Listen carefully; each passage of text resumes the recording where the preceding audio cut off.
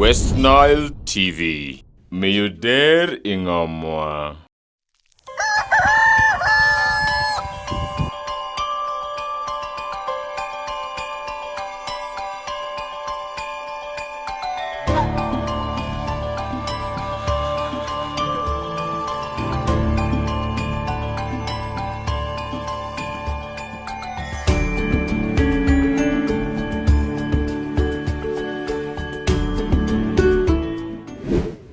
Hi, you're live on Kokoliriko. This is West Nile TV. We're broadcasting from Madiokolo district. Specifically, we are at the spot where the industrial park for Madiokolo district is going to be.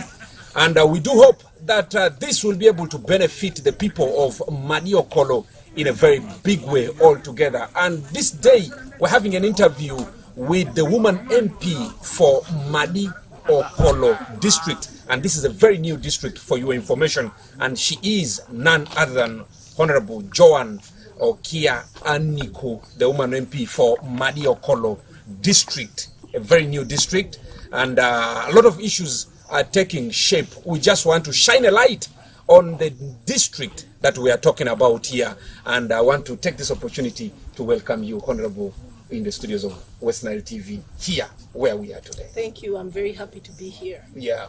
Just new in this office, and the first woman MP for Madiokolo district. How has it been for you? Yes, Madiokolo is a district coming out of Arua district. We're a baby district now, coming to 2 years.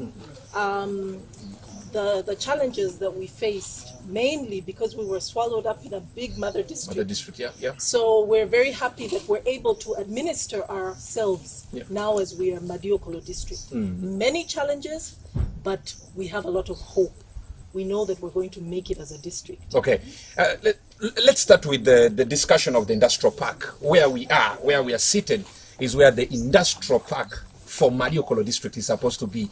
And why have the people of Madiokolo chosen this location specifically for the industrial park? Allow me to take you back. The government, the president specifically, has prescribed 4 ways in which our people can get wealth. One of them is commercial agriculture. The next one is industrialization. The next one is ICT and services. When we looked at Madiokolo, we said, where can we fit? About a year ago, we never imagined that industry could be something that could come to us. We were looking only at commercial agriculture. And yet commercial agriculture feeds into industry.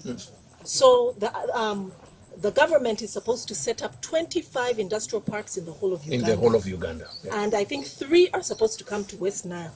So when we looked at the vast land that we have in Madi, I think in Madiokolo we're still one of the few districts that still has a lot of land, because government wants at least 500 acres. And so when we approached our people, actually so many different actors came up and were willing to give land. The 500 acres we're talking about. 500 acres.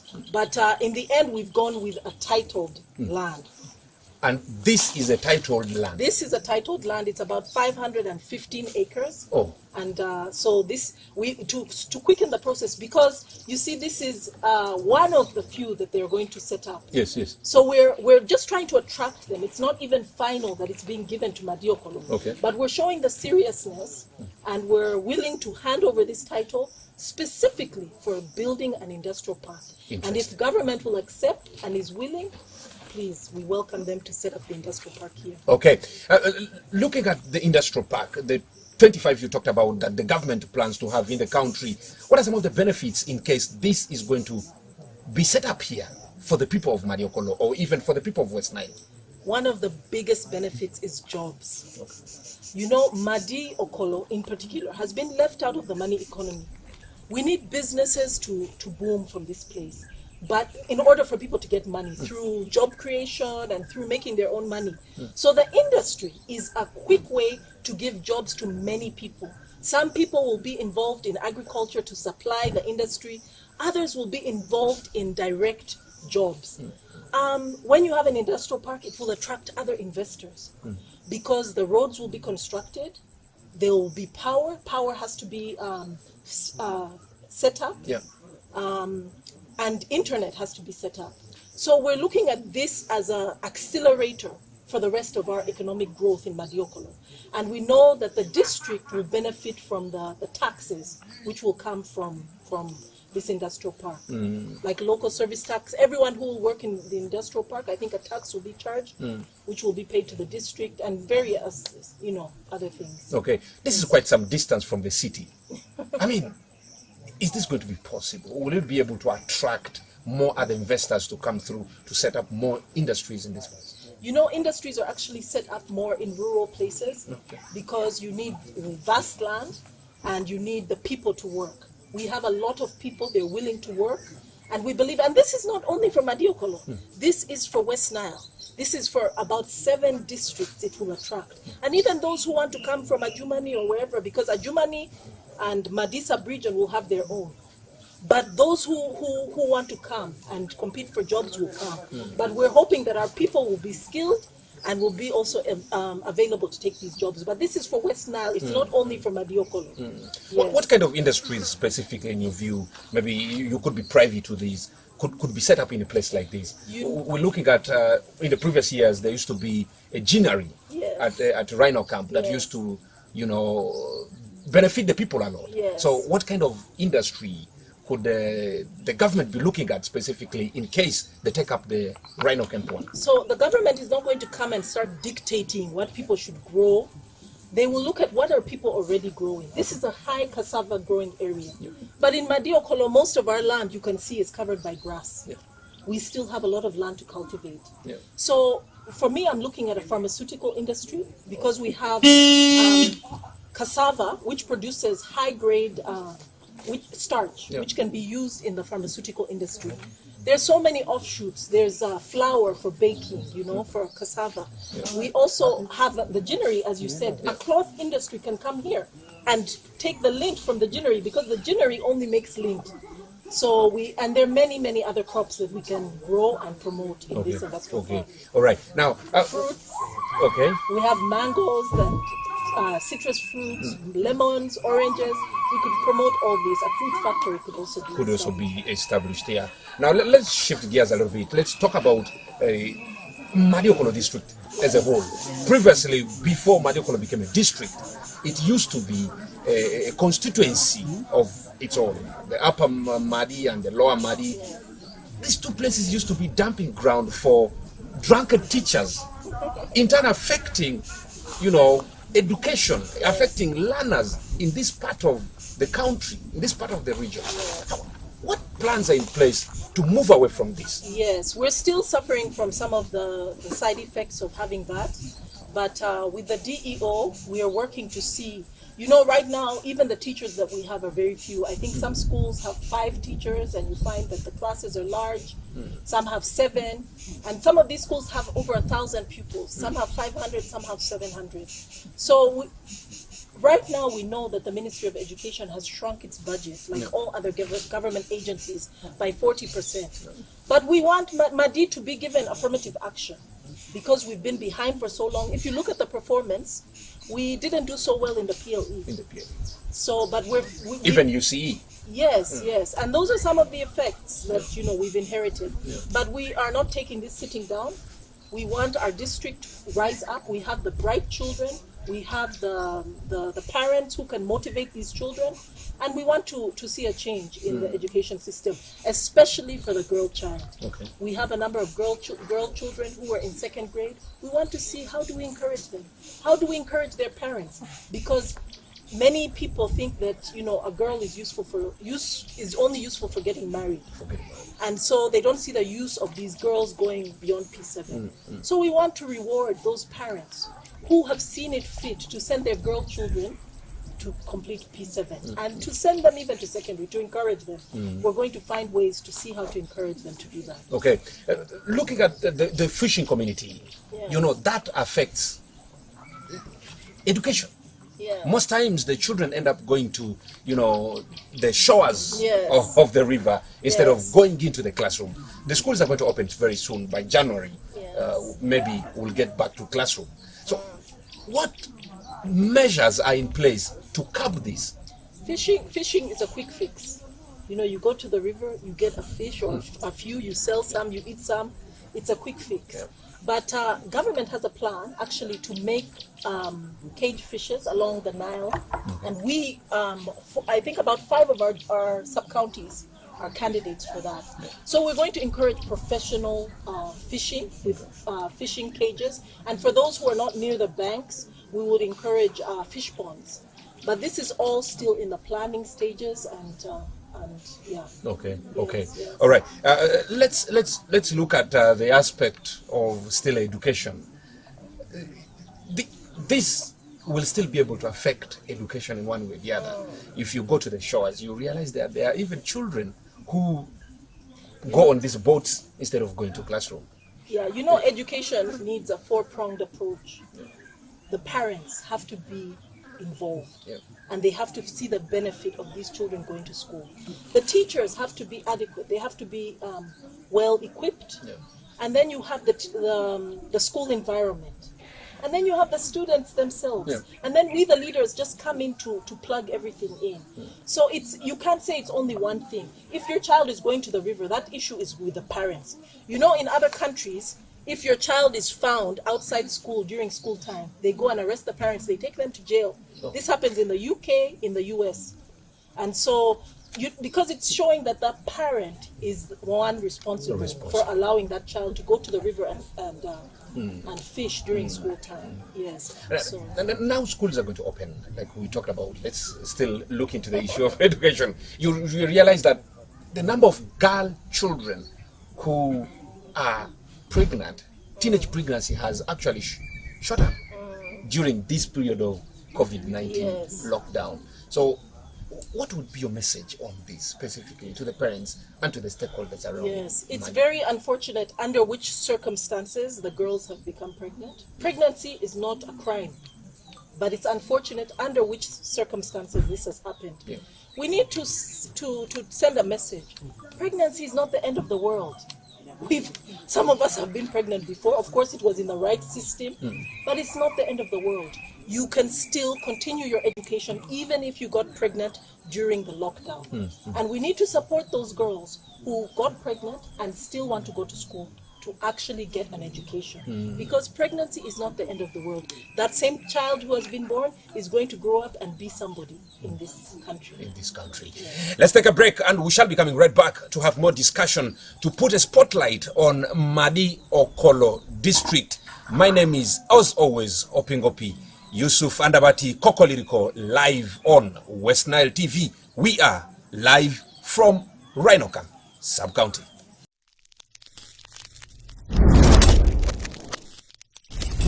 West Nile TV, lighting up the region.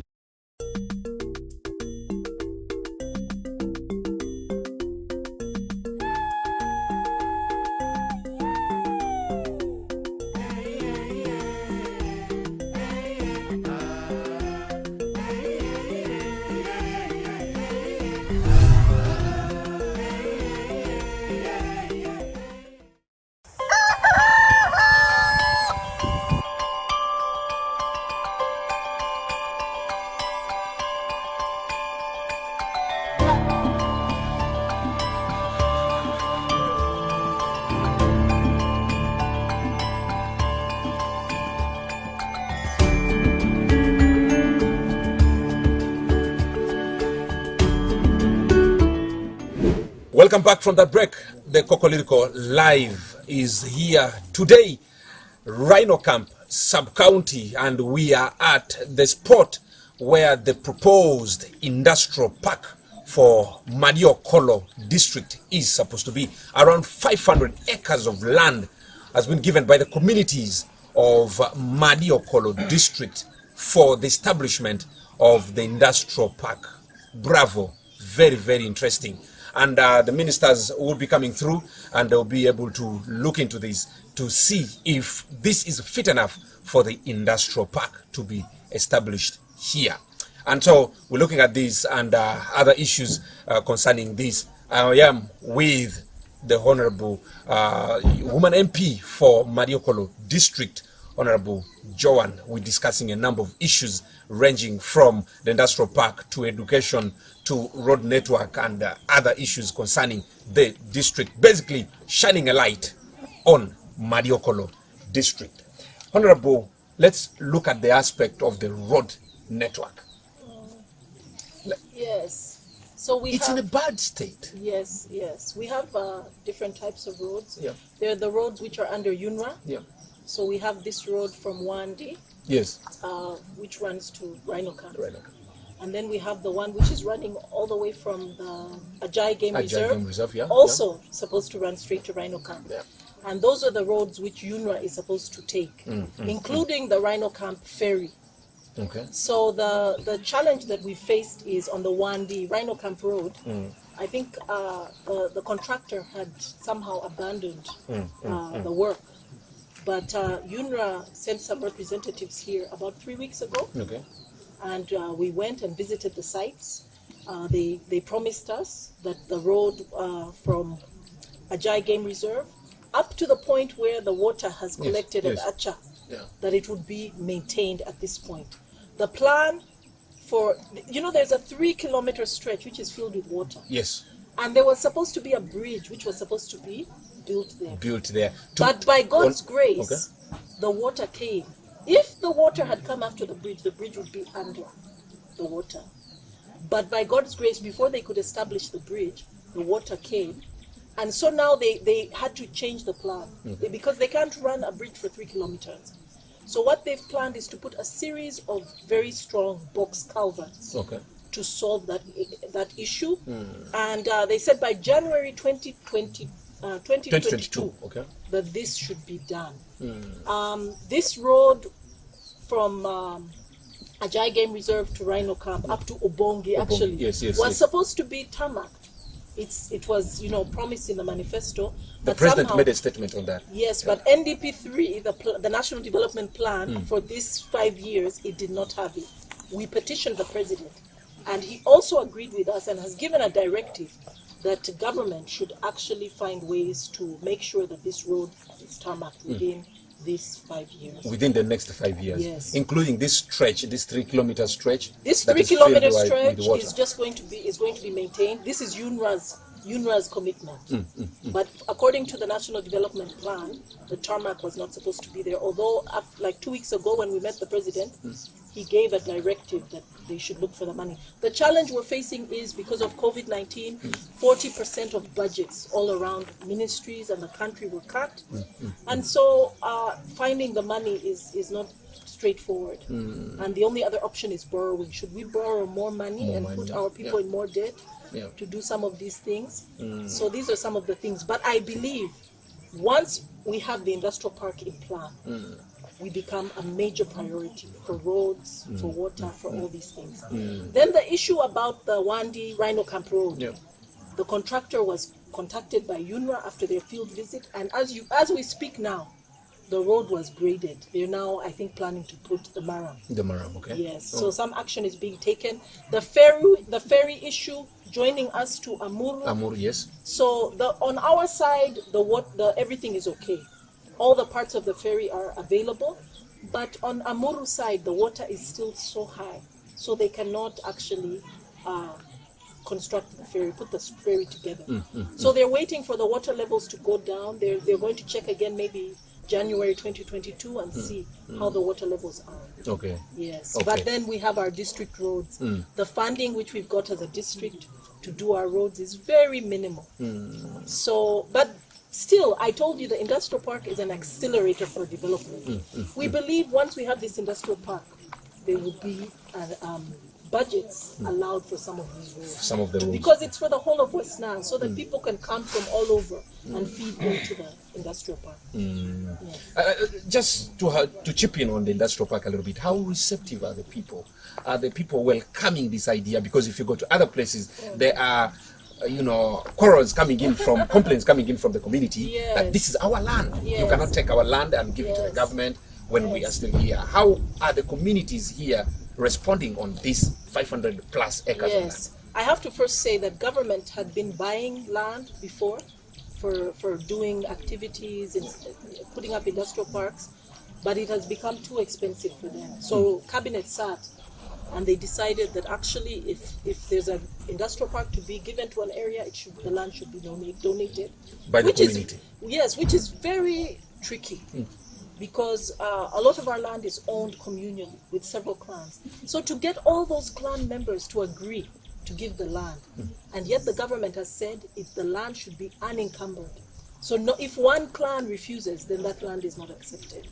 So we have several pieces of land which people were actually now coming up to offer. But we've gone with the titled land because the titled land has one owner. There's no, This land here has one owner, the one with title. Yes. Okay. So, yes. Wow. So it's receptive. As you can see, this visit of the minister for the industrial park is it was, I think in the last 2 or 3 days we were told they were coming. Nobody even told the communities, but they've come. That's how eager people are for this industrial park. Because they want it. They want it, and they see that this is, should I say, a turnkey for their jobs, for their market for their goods. If we have industries that need certain crops, we can grow those crops and supply. It's a sure market. So the next step, I think, will be the onus will be upon the investment authority to attract investors to actually take up these spots, because government is fully building this park and inviting investors. And we would encourage our local investors to also take up businesses. I think for foreign investors, you need about $300,000. But I think if you're a local investor, if you have $50,000, you can also come and to invest, not to buy the land, but to invest on the land. To invest in the factory. In the factory, okay. In your business. You don't pay this money to government, you put it in your business. And when you put it in your business and you can demonstrate, I think you will be also liable to get an industry and there'll also be small scale industries, carpentry, welding, which our people can also do. So what is the future like for Madiokolo district? Is it a bright future in your view? Just 2 years down the road, I see a lot of tons, a lot of gears have been put in place. So does it mean there is hope for the future? There is definitely hope for the future. Madiokolo has been in the shadows for too long. Our goal with this new leadership is to bring us into the light and to be a light for others as well. We want to be an example that this place was underdeveloped, and see what has happened after 10 years, after 15 years. Because it's a journey. You're not going to fix this place in one day. But we have the land, we have the people. What more do we need? Maybe we just need the capital. And with the industrial park, that's already a capital investment by the government. Okay. So let's look at this aspect of the road network still. There are these other feeder roads that are in place. There were projects of the DA2, roads and stuff. But maintenance has become a problem.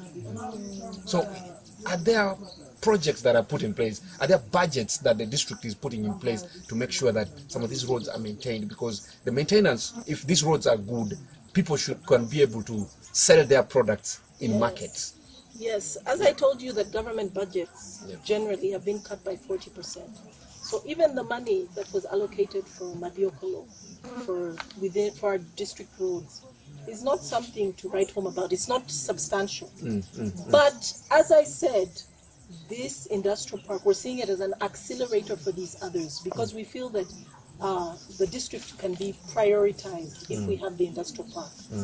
Yes. Okay. Yes. Now let's look at the refugees.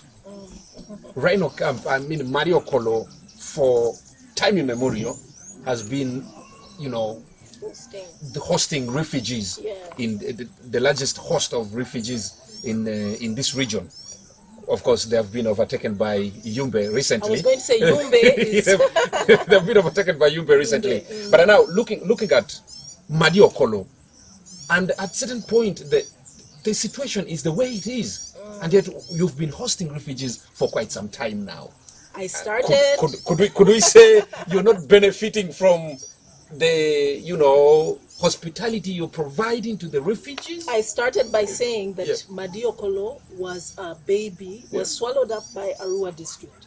So when they were hosting, it was Arua district hosting refugees. So they were controlling the budgets for the district. Yeah.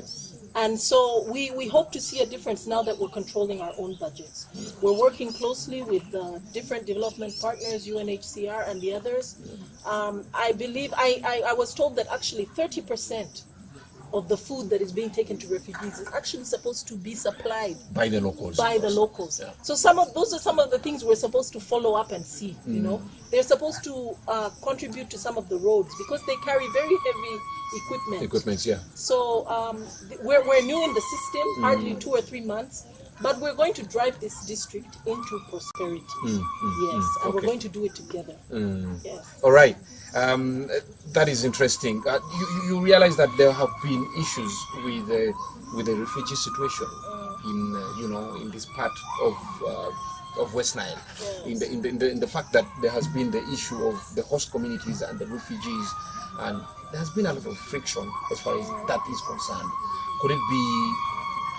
Could this be solved? You know, I wouldn't say there's too much friction. I think there are 1 or 2 instances that might have been blown out of proportion. Yeah. Madi people are very welcoming. And we've been giving land from time immemorial for development and for refugees. That's why people are giving land for industrial park, as we've been giving for the ginnery, as we've been giving for refugees. So Madi people are very hospitable, and we will continue to be hospitable. Yes, and I think the refugees are getting a safe landing here in Madi Okolo district. Now, let's look at the aspect of the district leadership. And probably before we take a break, the aspect of the district leadership, you realize that the district headquarter is actually encarved by the game reserve. Want this be able to affect tourism for the district? Because we do know that in Uganda, tourism provides a lot of, income, a lot of probably tax that We're we get out of. believing that our white rhinos which were taken will be returned, and this will boost tourism in our district. Are you aware that the northern white rhinos that were originally from Ajay Game Reserve are only 2 remaining, and 1 is buried? And how will this be possible? Have the leadership tried to raise their voice on this? Definitely, and now because of the challenges that were faced with Ziwa Ranch and Uganda Wildlife Authority, I think the Ajay Game Reserve is coming back into the limelight. We don't know what the future is, but we want the white rhinos back in their care. Okay.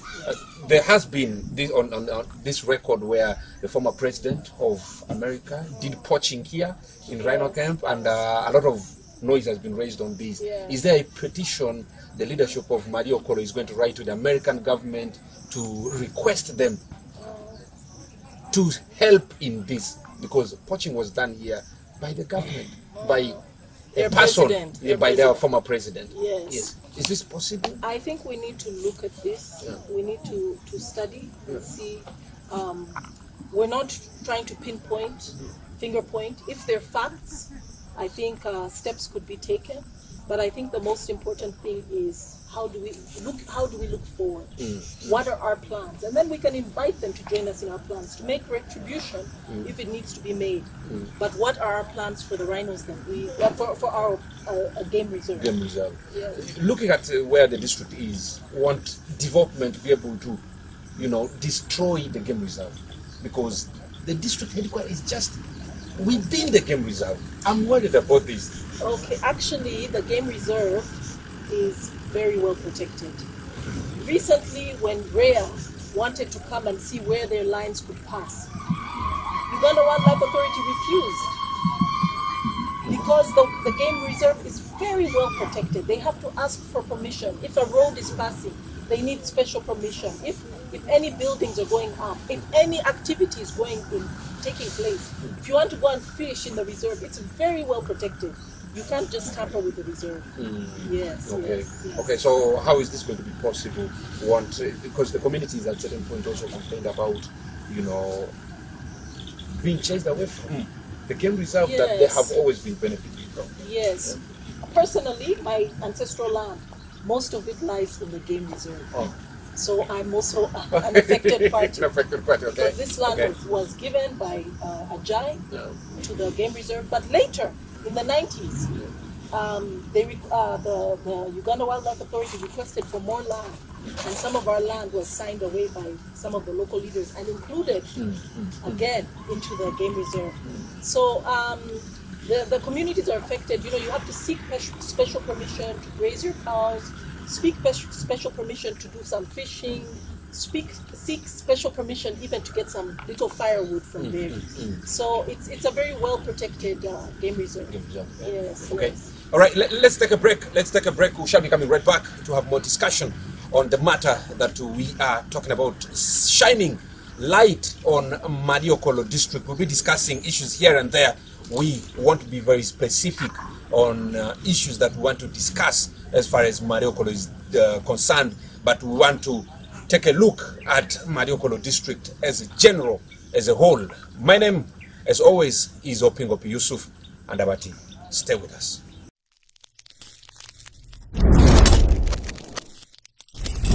West Nile TV, lighting up the region.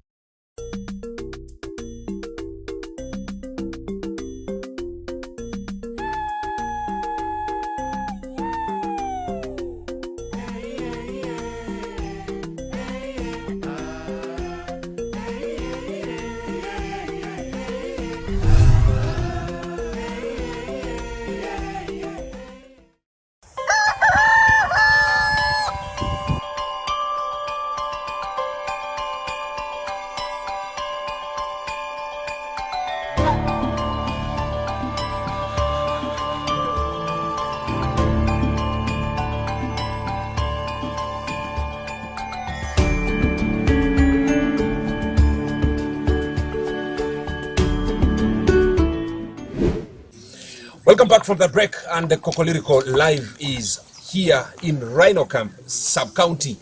We are in Mariokolo district. We're shining light, spotlight on Mariokolo district is what we are doing this very day. Today, Honorable, let's look at the aspect of government projects. You realize that specifically government has interventions for the people of this region, starting from Nusav, name them, YLP, Emyoga recently. Then there's this parish development model.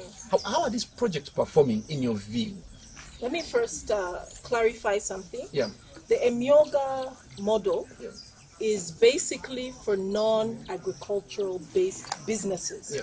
You know, it has saloon operators, borders, welders, things like that. So this is for for non-agricultural based businesses, which are very few in communities like ours. Okay. And then the parish model is going to focus more on agri-based businesses. Which benefits the community Which like yours. benefits very well. Yeah.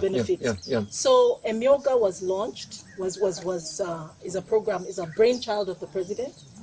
We've had a few challenges with Emyoga, mainly because people didn't understand it very well because of the delivery. We invited the Microfinance Support Center to come back and re-emphasize. To do sensitization. To sensitize the people, which I believe they've done.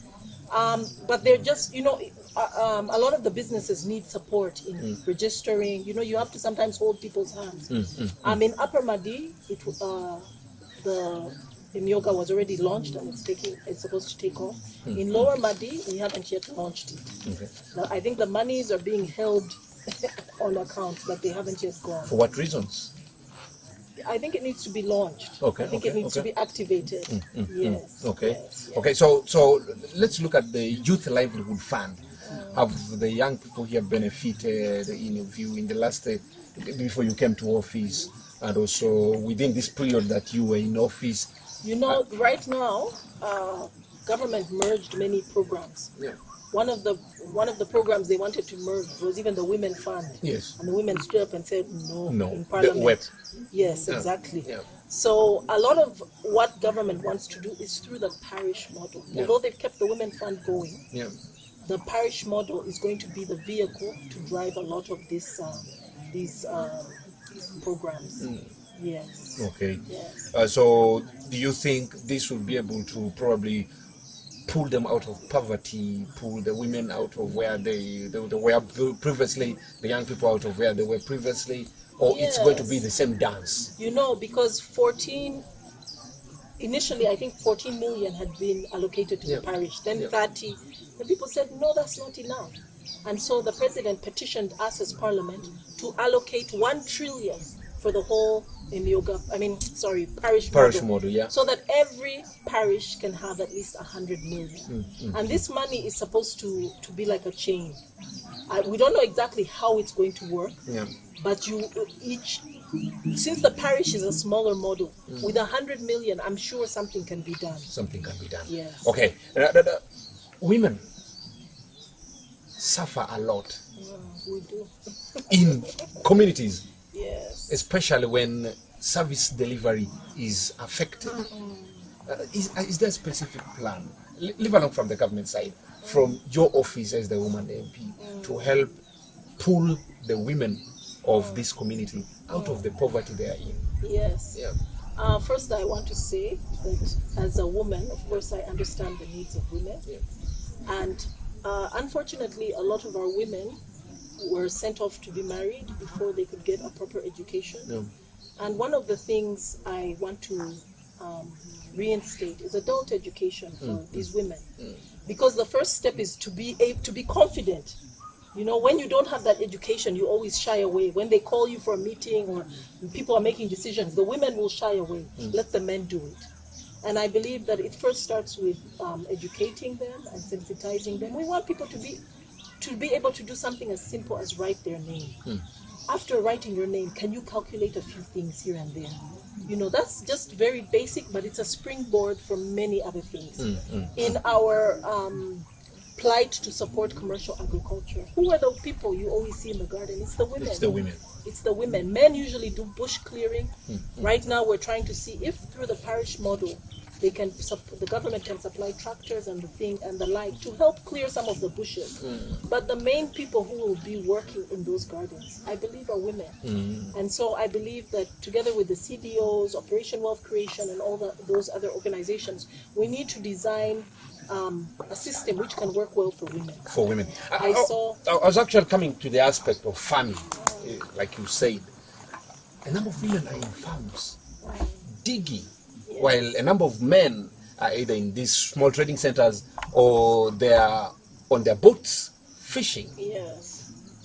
The kind of machines they use for farming is very old school.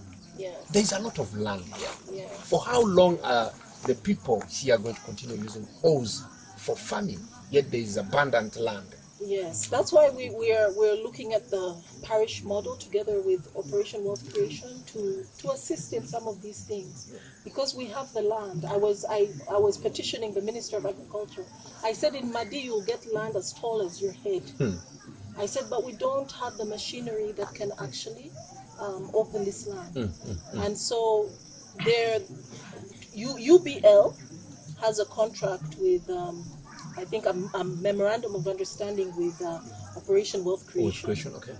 And I think they've co-opted some other agencies or operators, and they're working as well with Uganda Development Bank to see those who need equipment, how can they get the equipment on loan. They're trying to move away from this give model. Because when they looked at places like Nuoya, where tractors were poured, people are still poor. So they're saying because people are looking at it as a charity, they're not looking at it as money making. Even our women who are digging, they're looking to get something in their belly. They're not looking for wealth. So we want to change our mindset about agriculture, that it's not just about a way of life. This is a way to make wealth. So we want to change mindsets in that. Our women should not think that they're there to struggle just to feed their families with that food subsistence. We're looking commercial. Okay. So, yes. All right. The aspect of charcoal business. From this side, a lot of people make charcoal. Previously, when Madi Okolo was still under Rural District, there was a bylaw to bar people from cutting charcoal, to sell charcoal.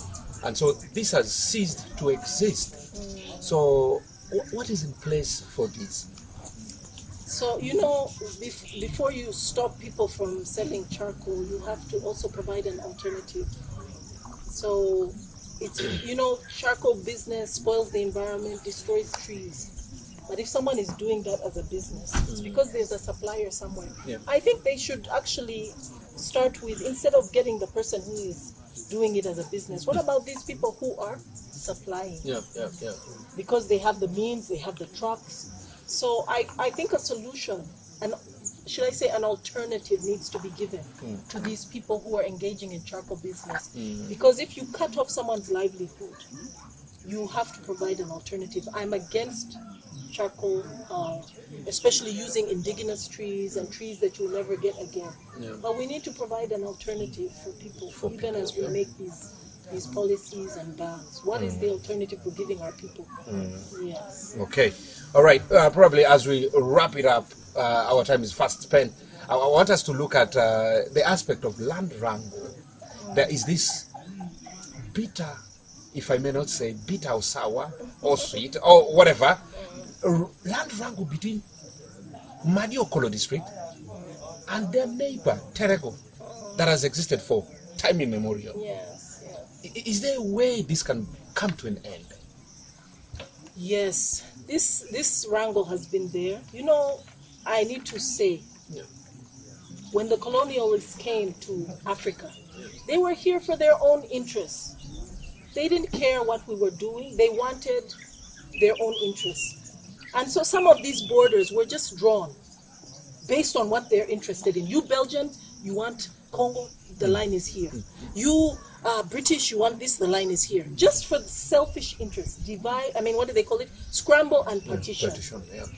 They did the same within the boundaries. Uganda was not a nation. Africa is a nation.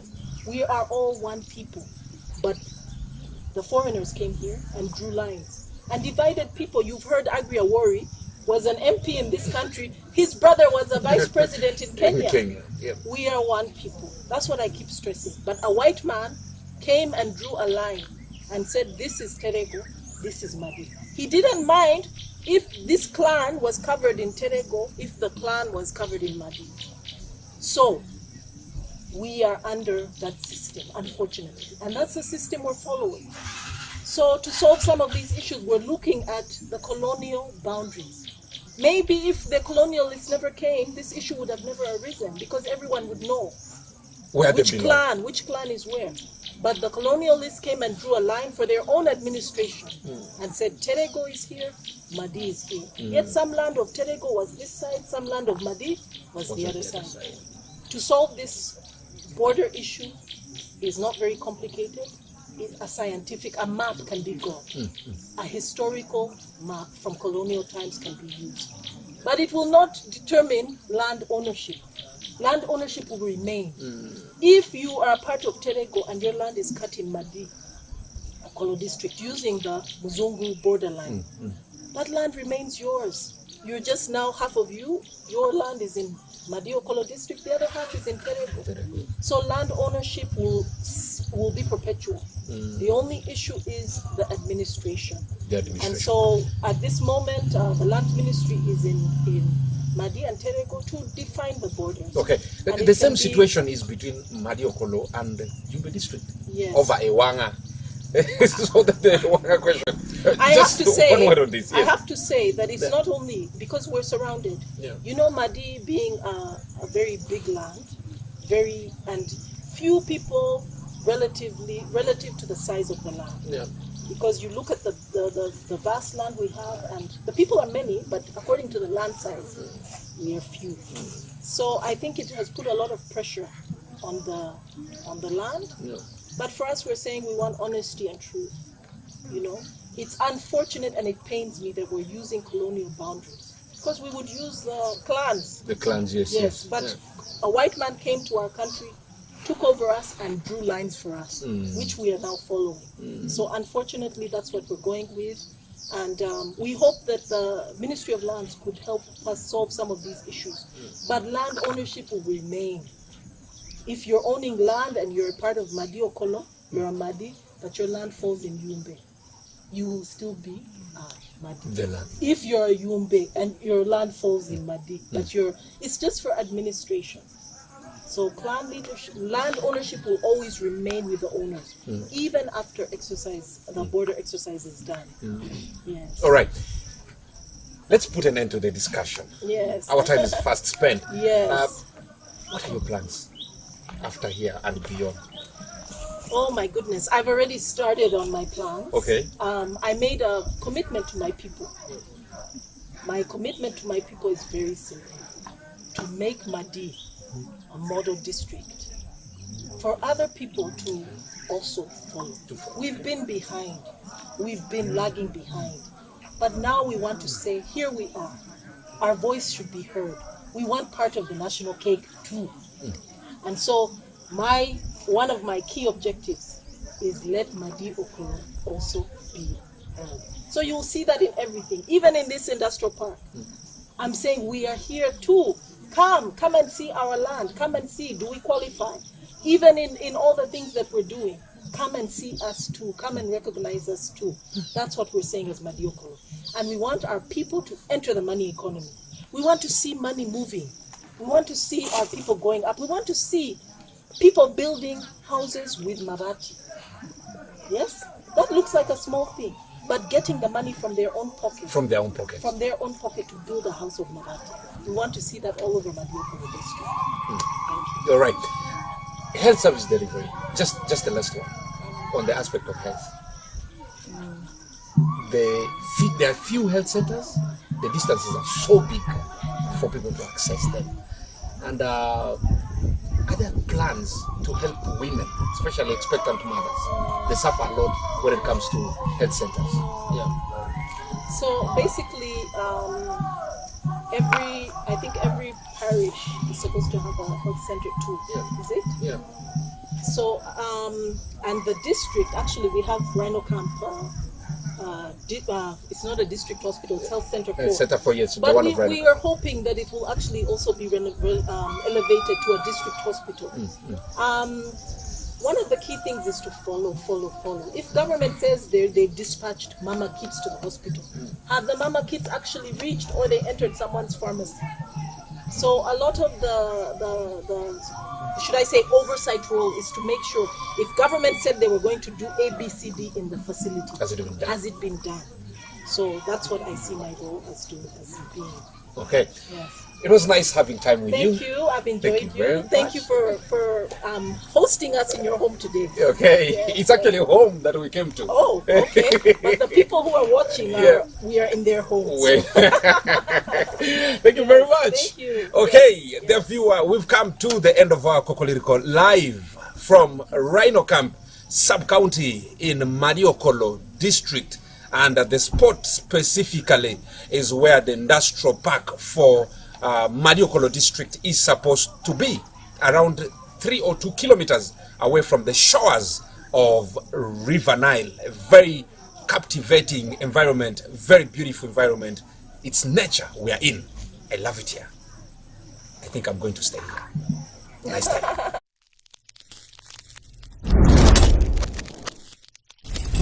West Nile TV, lighting up the region.